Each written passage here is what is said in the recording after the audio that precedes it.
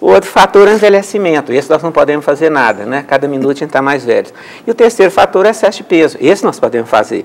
Então, a vida intrauterina nós podemos fazer, né? Não fumar, não tomar bebida alcoólica, etc. E não ser gordo. Esses 3 fatores. Agora, o diabetes tipo 2 é diferente do tipo 1. O tipo 1 eu falei que é abrupto. Seu filho domingo estava brincando de pegador, etc. Tal, e segunda pode estar internado. Certo? É abrupto o início. O tipo 2 não. Você pode ficar 10, 12, 14 anos sem sentir nada. Aí a pessoa não faz os exames. Então, existe aquele grupo de pessoas que estão em fator de risco. O que é fator de risco? Você me fala que seu pai é diabético, ou você ser gordo, ou você ser hipertenso, ou você ter colesterol alto. Essas pessoas têm esse fator de risco, eles deveriam anualmente fazer o exame para ser diabético. Mas aí cai um outro erro. Geralmente é feita a glicose de jejum. A glicose de jejum no diabetes tipo 2, ele pode ficar 10 anos, 12 anos, 14 anos dando normal.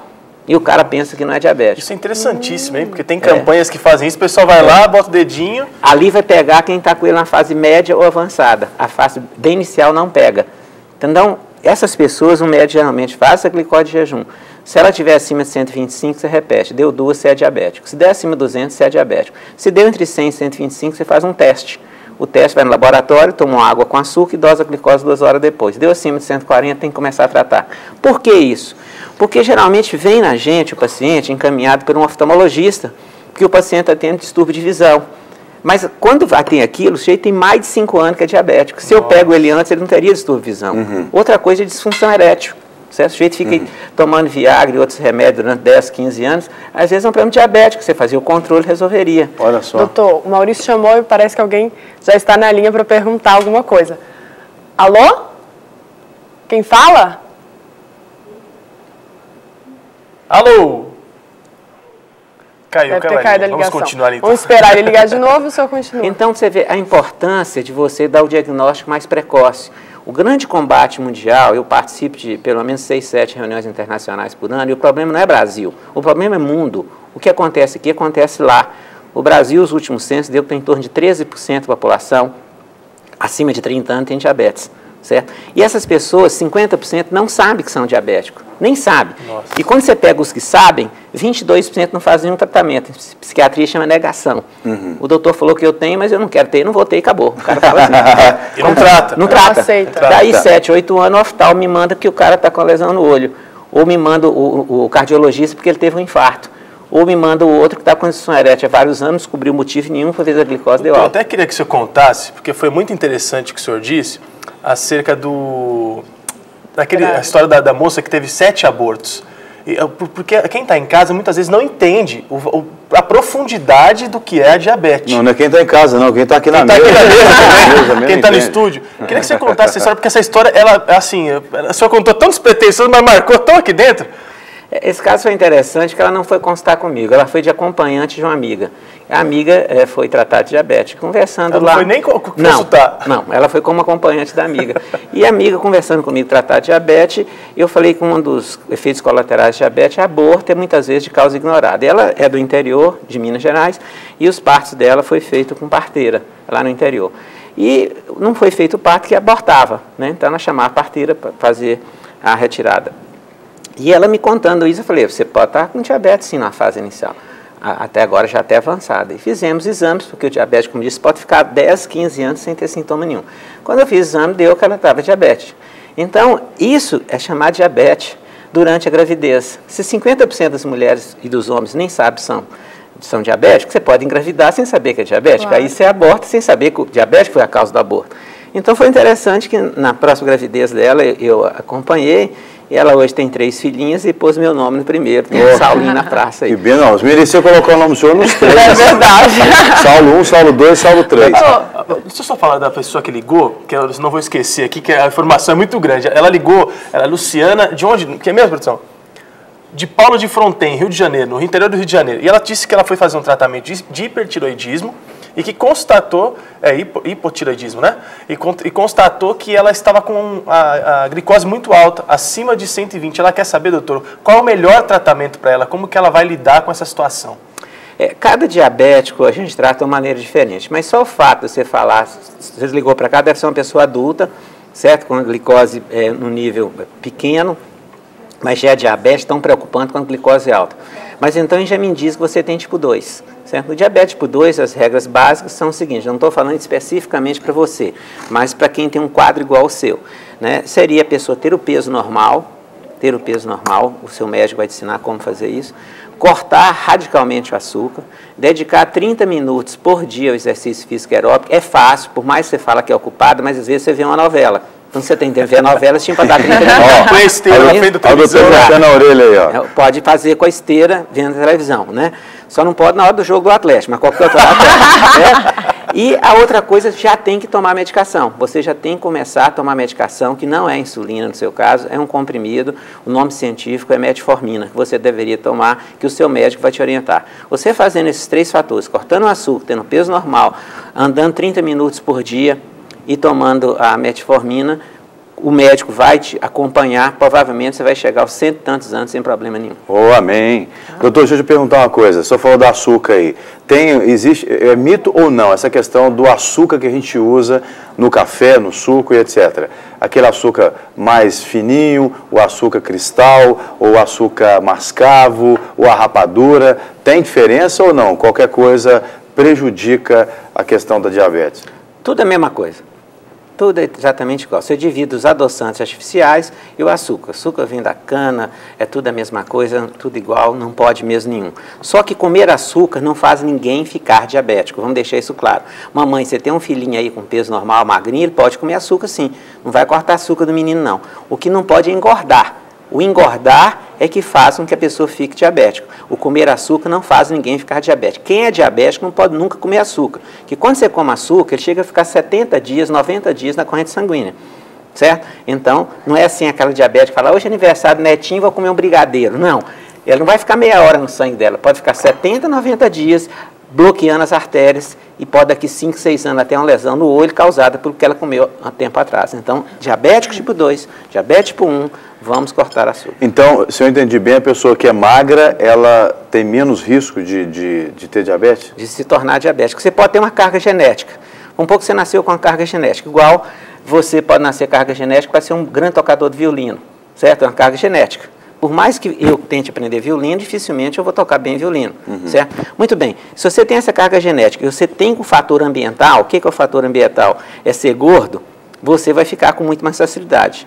Então, o ser gordo é o gatilho. Se você tiver carga genética, vai eclodir, certo? Igual, por exemplo, nós 3 podíamos treinar o dia inteiro, não ia jogar bola igual o Neymar nem o Pelé, certo? Porque ele tem o Deus dele dentro.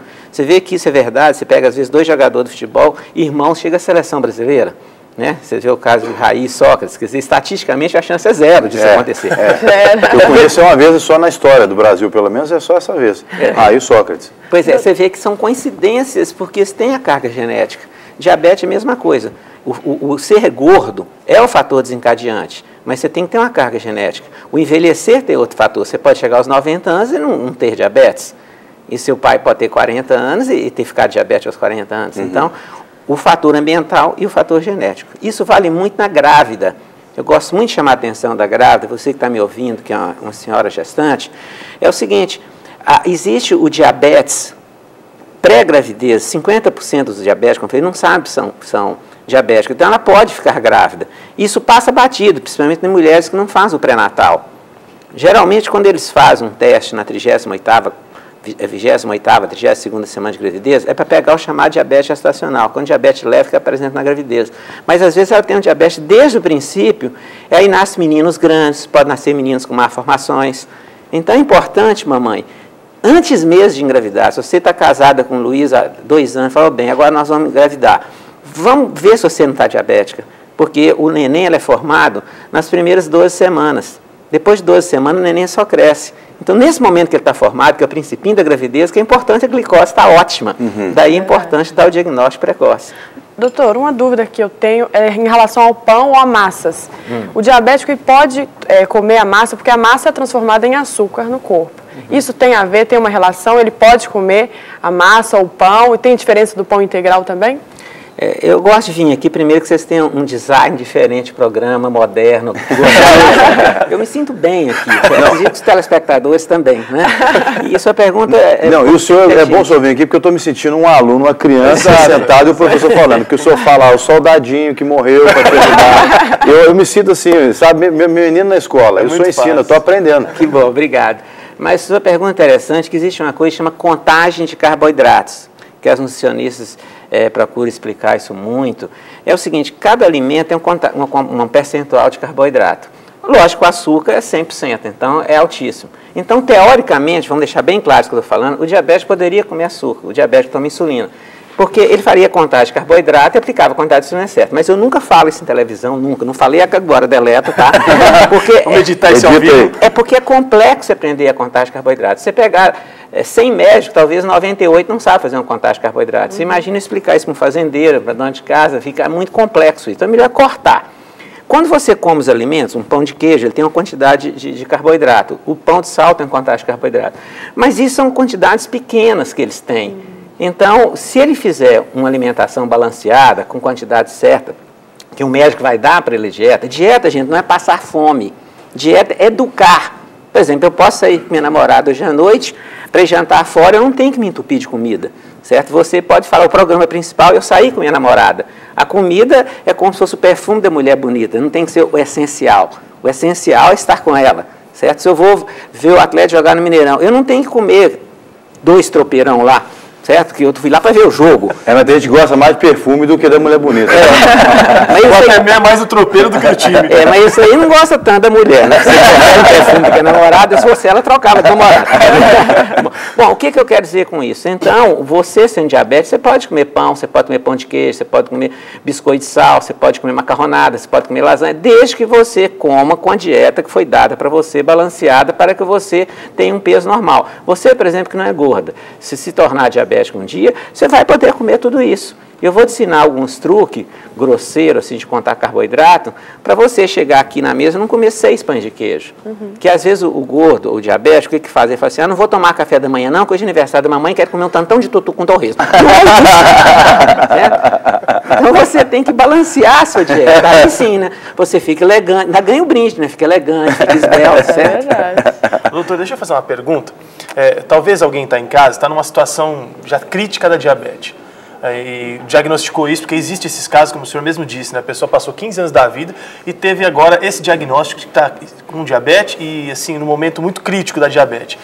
Qual seria o melhor tratamento para ela, ou o melhor conselho, digamos assim, porque teria que ter um conselho, né, tete a tete com o médico, mas qual seria o melhor conselho nesse momento, acerca de uma inspiração, dizendo assim, olha, não precisa ficar desesperado, porque tem gente que se desespera e fala, vou morrer daqui 2 meses. Doutor Saulo, eu queria pedir ao senhor que o senhor fizesse suas considerações finais e deixasse também seus contatos, porque a gente vai ter que encerrar o nosso assunto para ir para o nosso intervalo. E a gente já quer agradecer ao senhor de antemão, porque a sua presença aqui realmente é muito esclarecedora para a gente. A gente fica muito feliz com a sua Responda a pergunta dele. Responda a pergunta, dê suas considerações finais e seu contato. O importante do diabetes tipo 2, primeiro, o diabetes tipo 1, ele é grotesco. A pessoa trata melhor até que o tipo 2. Que o tipo 1, se fizer besteira, ele vai internado, fica em coma e pode morrer. Então, ele tem medo dessas coisas. Então, o diabetes tipo 1 se capricha mais no tratamento que o tipo 2. Tipo 2, não, ele come uma goiabada e não sente nada.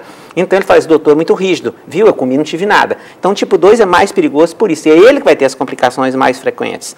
Então, o que eu diria é o seguinte, se você foi diagnosticado como diabetes, procura um médico que realmente entende do assunto de diabetes. Você vai ter uma vida normal. Você pode jogar futebol, você, se é mulher, pode ter seus filhinhos. Você é uma pessoa normal, desde segundo as regras básicas. Primeiro, não ter excesso de peso, cortar o açúcar, tomar a medicação que o seu médico manda, ir frequentemente fazendo esse controle e tem que ter o aparelhinho que dosa a glicose, que o médico vai ensinar como é que faz na ponta do dedo e ficar pronto em 1 minuto. Com isso, você é uma pessoa perfeitamente normal, pode exercer qualquer profissão, menos lutar boxe por causa da pancada, mas o resto você pode perfeitamente.